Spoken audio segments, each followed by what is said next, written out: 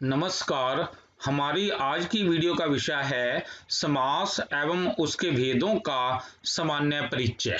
मैं डॉक्टर सलील Kumar, associate professor, आपका KRM DAV college Nakodar की ऑनलाइन DAV डिजिटल पाठशाला में स्वागत करता हूं। समास का सामान्य परिचय एवं उसके भेद +1 आर्ट्स पंजाब शिक्षा बोर्ड मोहाली के संस्कृत विषय हेतु निर्धारित पुस्तक संस्कृत सौरभम में दिए गए पाठ्यक्रम के अनुसार हम यहाँ पर समास का सामान्य परिचय करेंगे और समास के भेद यानी कि अव्ययी भाव, तत्पुरुष, कर्मधारय, द्विगु, द्वंद्व और बहुब्रीहि, इनके बारे में सामान्य सी बातें करेंगे। इसको करने से पहले हम आपको एक विशेष सूचना देने जा रहे हैं कि पंजाब स्कूल शिक्षा बोर्ड मोहाली के +1 एवं +2 के संस्कृत छात्रों के लिए और गुरु नानक देव यूनिवर्सिटी अमृतसर के BA के सभी सेमेस्टर की कक्षाओं के संस्कृत छात्रों हेतु संस्कृत पाठ्यक्रम से संबंधित वीडियोज सलील कुमार राजपूत नाम के YouTube चैनल पर उपलब्ध करवाई जा रही हैं। इनका पूर्ण रूप से उपयोग कीजिए। अब हम आते हैं समास का सामान्य परिचय एवं उसके भेद पर। पहले तो हमें ये देखना समास होता क्या है। जब दो या दो से अधिक सार्थक शब्द मिलाकर यदि एक स्वतंत्र शब्द बने तो समास कहलाता है। यानी समास के लिए एक बात हमें ध्यान में रखनी है कि जब भी हमें बनाना है कि वे जो है सार्थक शब्द होने चाहिए। जो सार्थक शब्द जब मिलते हैं तो एक स्वतंत्र शब्द बनता है, तो उसको समास कहा जाता है। अब है समास में दो बातें हम करते हैं। एक होता है समस्त एवं विग्रह, मतलब जो जिसका समास बनाते हैं उसको विग्रह कहते हैं, और जो समास बनता है वो समस्त होता है। इसकी डेफिनेशन देखिए। जब दो या दो से अधिक शब्दों के बीच की विभक्ति का लोप करके जो स्वतंत्र शब्द बनता है वह समस्त कहलाता है। यानी कि दो या दो से अधिक शब्दों के बीच की विभक्ति आदि का लोप करके जो स्वतंत्र शब्द बनता है वह समस्त कहलाता है। परंतु जब समस्त पद को पृथक करके अर्थानुसार उन पृथक शब्दों में विभक्ति लगा दी जाती है तो उसको विग्रह कहते हैं। यानी कि जब हमें उस समास को तोड़ना है पृथक करके तो उसको हम विग्रह कहते हैं। संस्कृत में समास के 6 भेद होते हैं: अव्ययी भाव, तत्पुरुष, कर्मधारय, द्विगु, द्वंद्व और बहुब्रीहि। हम यहाँ पर सिर्फ इन जो समास के भेद है ना, इन पर सिर्फ सामान्य बातें ही करेंगे, क्योंकि ये प्लस हम यहाँ पर इन समासों के जो 6 भेद ये दिए गए हैं हम यहाँ पर सामान्य बातें ही करेंगे, क्योंकि +1 कि ये संस्कृत सौरभ में सिर्फ सामान्य ही बातें कही गई हैं, तो हम उसके मुताबिक ही उस पाठ्यक्रम के अनुसार ही हम यहाँ पर बातें करेंगे। अव्ययी भाव समास सबसे पहले है, हम पहला भेद कर रहे हैं अव्ययी भाव। अव्ययी भाव समास के समस्त पद में पूर्व प्राय अव्यय होता है और उत्तर पद संज्ञा पद, यानी एक अव्यय होता है और इसके बाद में एक संज्ञा पद। समास युक्त पद नपुंसकलिंग प्रथमा विभक्ति एक वचन के समान होता है और यह अव्यय के रूप में प्रयुक्त होता है। जब यानी जो समस्त बना दिया जाता है ये एक तो नपुंसकलिंग बन जाता है और एक वचन के समान ही, मतलब ये चलता है। अब जैसे ये देखिए, एकम एकम प्रति, तो इसका ये समस्त बना दिया गया है प्रत्येकम। एकम एकम, ये जो ना एकम एकम प्रति ये विग्रह है, समस्त पद बना प्रत्येकम। ऐसे अब ये देखिए, अर्थम अर्थम प्रति प्रत्यर्थम, शक्तिम अनतिक्रम्यम यथाशक्तिम। तो ये जो ये देखिए, प्रति ये अव्यय शब्द है, यथा ये अव्यय शब्द है। तो इस प्रकार हमें ये बनाना ये होता है। तो ये जो था इसका नाम था अव्ययी भाव समास। यानी अव्ययी भाव समास के समस्त पद में पूर्व प्राय अव्यय होता है, जैसे ये प्रति है यहाँ पे लगा हुआ है, और उत्तर पद संज्ञा पद ये अर्थम, ये जो सार्थक शब्द है अर्थम। समास युक्त पद नपुंसकलिंग, अब ये न प्रत्यर्थम, यह नपुंसकलिंग, प्रथम व्यक्ति एक वचन के समान होता है और ये अव्यय के रूप में प्रयुक्त होता है। मतलब कि इसको ऐसे के ऐसे अनुवाद में कहीं फिट करना हो तो ऐसे के ऐसे ही लगा देते हैं, इसमें कोई विभक्ति आदि का चक्कर नहीं होता। तो इस प्रकार हमने यहाँ पर अव्ययीभाव समास को कर लिया, सिर्फ हमने यहाँ पर सामान्य बातें ही हमने ये की है। तत्पश्चात अब हम आते हैं तत्पुरुष समास। तत्पुरुष समास में क्या है, दो या दो से अधिक पदों वाले जिस समास में उत्तर पद प्रधान हो उसे तत्पुरुष समास कहते हैं। यानी कि देखो, जब समस्त पद होता है उसका पूर्व पद होता है और उत्तर पद। यहाँ पर वे कह रहे हैं कि जिसका पिछला हिस्सा जो प्रधान हो तो उसे तत्पुरुष समास कहते हैं। अब तत्पुरुष समास के विभक्ति तत्पुरुष, अलुक तत्पुरुष, उपपद तत्पुरुष, नय तत्पुरुष आदि मुख्यतः अनेक भेद होते हैं, लेकिन पाठ्यक्रम में यहाँ पर विभक्ति तत्पुरुष और नय तत्पुरुष है, तो हम इनकी ही उदाहरणों का हम यहाँ पर विवेचन करेंगे। अब सबसे पहले हम आते हैं विभक्ति तत्पुरुष समास। जिस तत्पुरुष समास में विभक्ति का लोप हो जाता है उसे विभक्ति तत्पुरुष समास कहते हैं। अब जैसे ये देखिए, नृपस्य सुता, हमने इसका जो समस्त पद बनाया नृप सुता, तो ये देखो ना, नृप सुता यानी कि हमने यहाँ पर 6वीं विभक्ति का लोप कर दिया। नृपस्य में 6वीं विभक्ति है ना, तो ये हमने 6वीं विभक्ति का लोप करके ऐसे बन गया नृप सुता। ऐसे ही है, ये देखिए, सुखम प्राप्त है, इसका बना सुख प्राप्त है। यहाँ पर सुखम में दूसरी विभक्ति लगी हुई है तो हमें ये दूसरी विभक्ति का लोप कर देना है, तो इस समस्त पद बनाते समय तो ऐसे बन गया सुख प्राप्त है। अब ये देखिए, समस्त पद बने हुए हैं, अब हम इन्हें अलग करना। अब जैसे लिखा है स्वर्गगत है, यानी कि स्वर्ग को गया हुआ, तो आ जाएगा स्वर्गम गत है। यहाँ पर जो है ना, ये जो अनुस्वार मतलब ये दूसरी विभक्ति का प्रयोग यहाँ पर किया गया है, स्वर्गत है, स्वर्गम गत है। देव रक्षितम, अब ये देखो ना, देव रक्षितम यानी देव के द्वारा बचाया गया, देवेन रक्षितम, यहाँ पर तीसरी विभक्ति का यहाँ पर विग्रह में हमने ऐसे ये प्रयोग किया है। भूत बलि, भूतों के लिए बलि, तो ये है चौथी विभक्ति का बहुवचन भूतेभ्य बलि। फिर है पाप भयम, पाप से भय, भय के अर्थ में 5वीं विभक्ति होती है, इसलिए हमने यहाँ पर 5वीं विभक्ति का प्रयोग कर दिया, पापात भयम। राजपुरुष, राजा का पुरुष, तो राजन शब्द की 6वीं विभक्ति राज्ञ होती है, तो ऐसे हमने राज्ञ बना दिया। फिर है कार्य कुशल, मतलब कार्य में कुशल है, जो कुशल आदि ये होते हैं ना, कुशल दक्ष आदि, इसमें 7वीं विभक्ति का प्रयोग होता है, तो यहाँ पर बन गए कार्य कुशल। एक बार और ये देख लेते हैं हम, यानी ये देखो क्या कहा था विभक्ति तत्पुरुष समास में, कि जिस तत्पुरुष समास में विभक्ति का लोप हो जाता है उसे विभक्ति तत्पुरुष समास कहते हैं। जैसे नृपस्य सुता, नृपसुता, यहाँ पर 6वीं विभक्ति का हमने लोप कर दिया। सुखम प्राप्त, सुख प्राप्त है, तो यहाँ पर दूसरी विभक्ति का हमने लोप कर दिया, तो इसलिए सुख प्राप्त। अब ये समस्त पद बने हुए हैं, हमें इनका विग्रह करना है। स्वर्गगत है, तो हमने गत स्वर्ग को गया हुआ दूसरी विभक्ति का प्रयोग हमने कर देना। देव रक्षितम, देव के द्वारा रक्षा किया गया, देवेन रक्षितम। भूत बलि, भूतेभ्य बलि, भूतों के लिए बलि। पाप भयम, पापात भयम, पाप से भय। राजपुरुष है, राजा का पुरुष, तो 6वीं विभक्ति राजन शब्द की 6वीं विभक्ति राज्ञ बनती है। कार्य कुशल, कार्य में कुशल, तो यहाँ पर 7वीं विभक्ति का एक वचन हमने लगा दिया, कार्य कुशल है। तत्पश्चात हम करने जा रहे हैं न्याय तत्पुरुष समास।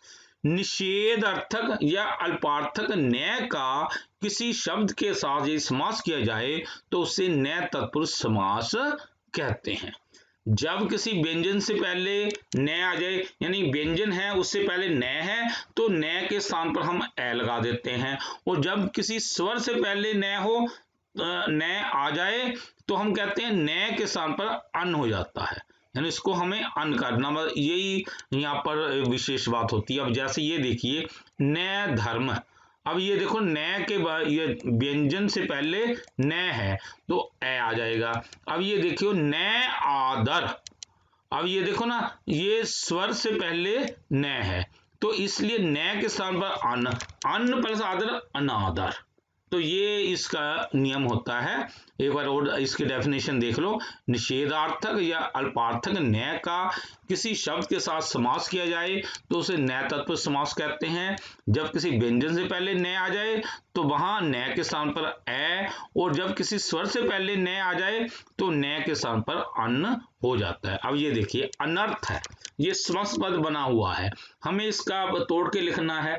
यानी कि अनर्थ नए अर्थ है, क्योंकि ये देखो ना नए अर्थ है, कैसे बना, नए के बाद स्वर था ना इसलिए अन आ गया था, नए तो इसे बन गया अनर्थ बन गया था। नए सत्यम, देखो नए सत्यम था, ये इसका समास पद असत्यम बना हुआ है। यानी कि नियम साफ क्लियर है कि व्यंजन से पहले यदि न है तो ए आ जाता है, यदि स्वर से पहले न है तो अन आ जाता है, इसलिए अनर्थ, नया अर्थ का अनर्थ, न सत्यम का असत्यम। अब हम आते हैं कर्मधारय समास।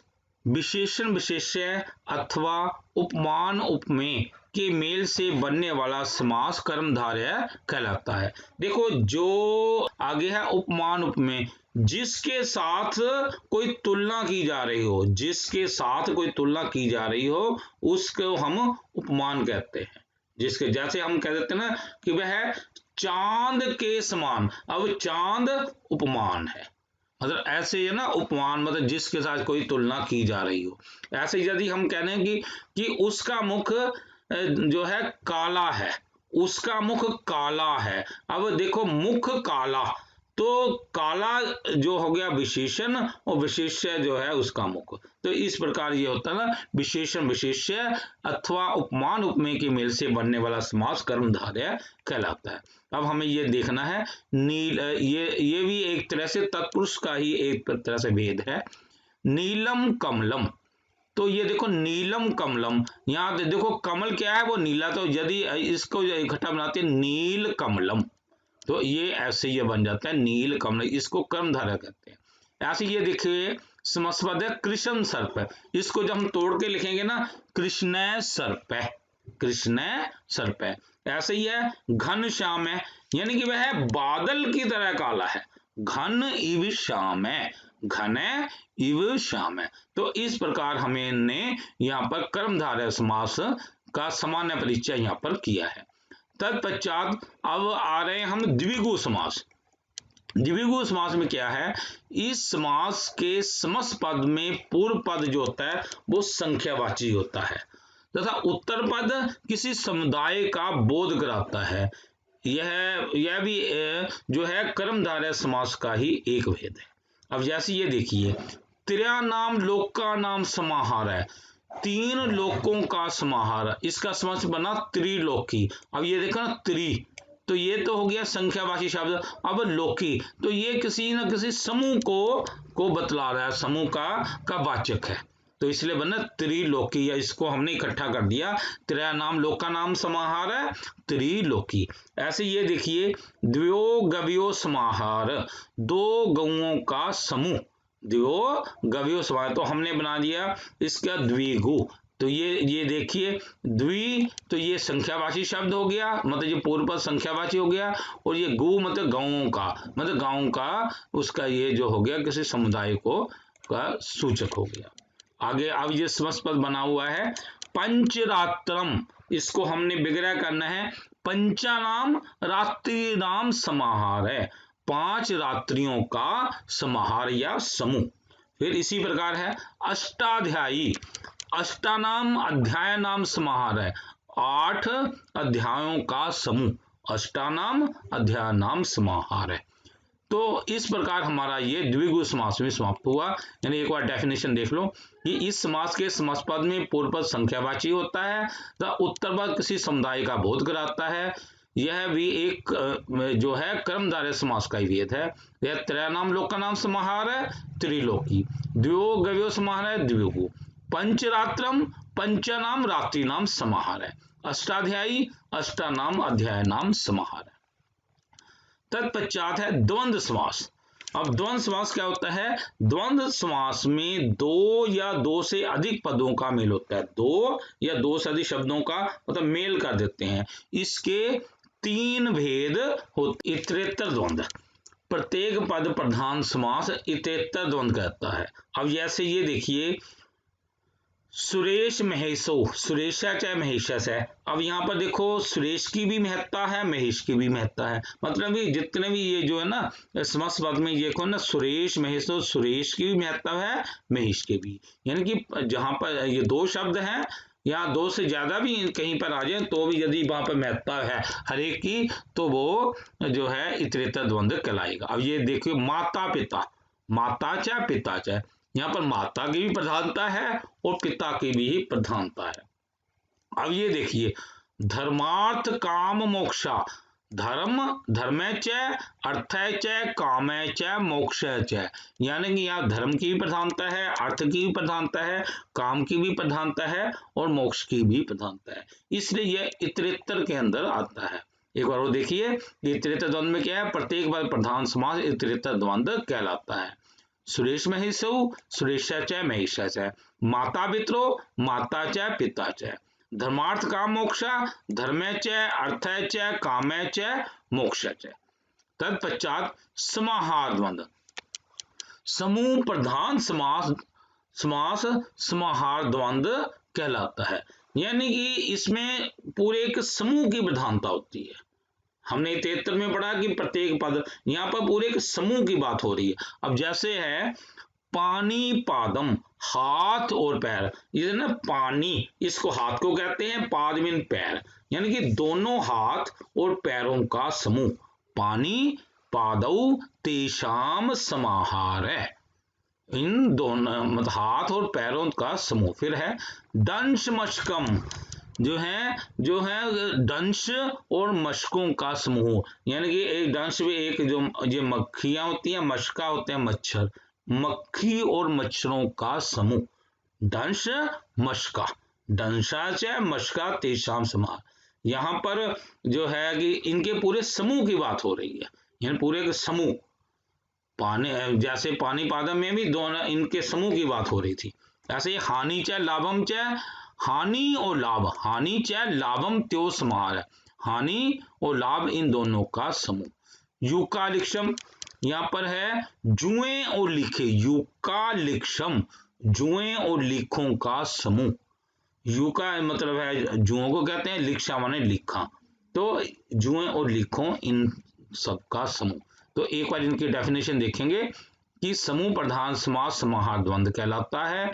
जैसे पानी पादम, इनमें पानी पादों मतलब यहाँ पर देखो हाथ पैर इन सभी का समूह।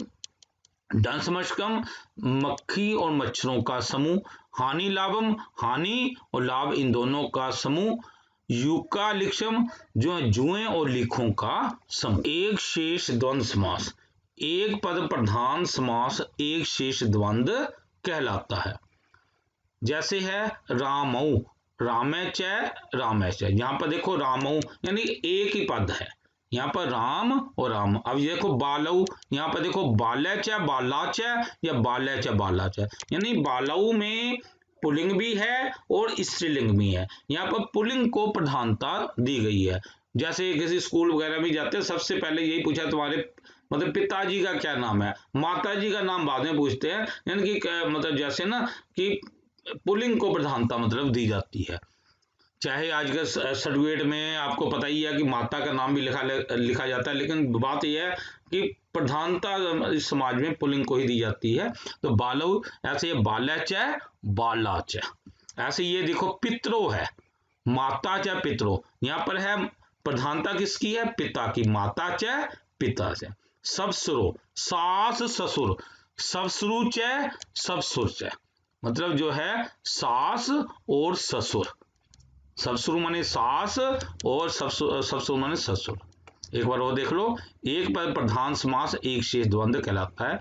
रामौ, रामे च, बालो मीन बाले च बाला च, यहाँ पर देखो यहाँ पर पुल्लिंग के साथ जो है स्त्रीलिंग भी है। फिर है बाले च भी बना सकते हैं पितरो, माता च पिता च, यहाँ पर पिता च नहीं लिख सकते क्योंकि दो पिता नहीं होते। ससुरो, ससुर सास और ससुर।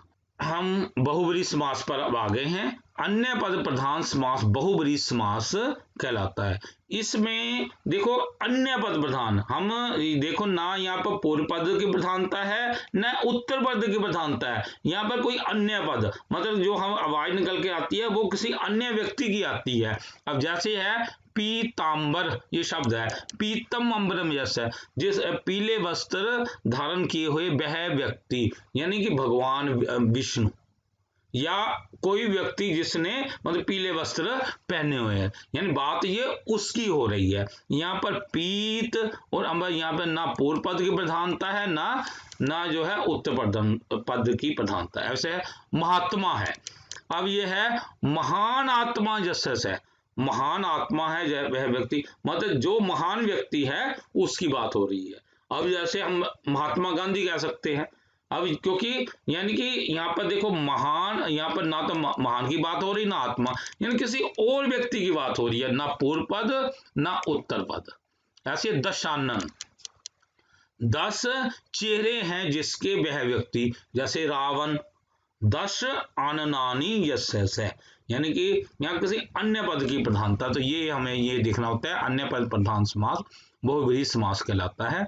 पीतांबर है पीतम अंबरम यस्य है, महात्मा महान आत्मा यस्य है, दशानन है 10 आननानी यस्य। तो इस प्रकार हमने ये यहाँ पर सभी जो समास थे उनका सिर्फ सामान्य परिचय को हमने यहाँ पर पढ़ लिया है।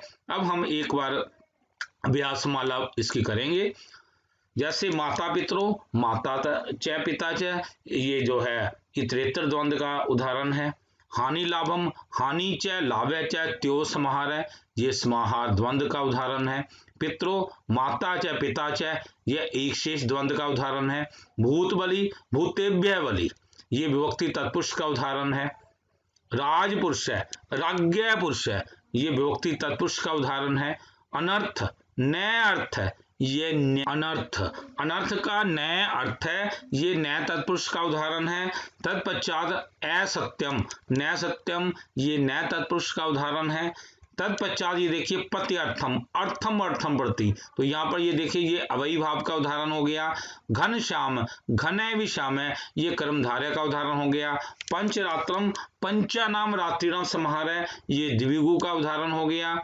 पीतांबर, पीतम अंबरम यस्य है, ये बहुव्रीहि का उदाहरण हो गया। युका लिक्षम, युका च लिक्षा च तासाम समाहार है, ये समाहार द्वंद्व का उदाहरण हो गया। सबसरो, सबसरु च सबसरु च, ये एक शेष द्वंद्व का उदाहरण हो गया। सुरेश महेशो, सुरेश च महेश च, ये इतरेतर द्वंद्व का उदाहरण हो गया। कार्य कुशल, कार्ये कुशल, ये विभक्ति तत्पुरुष का उदाहरण हुआ। पाप भयम, पापात भयम, ये विभक्ति तत्पुरुष का उदाहरण हुआ। इति शुभम। प्रिय साथियों, यदि आपको ये वीडियो पसंद आया हो तो कृपया लाइक कमेंट और शेयर अवश्य करें। यदि आपका कोई सुझाव हो तो कृपया हमारे व्हाट्सएप नंबर 9417347739 पर सुझाव लिखिए। कृपया हमारे चैनल सलील कुमार राजपूत को सब्सक्राइब भी करें। धन्यवाद।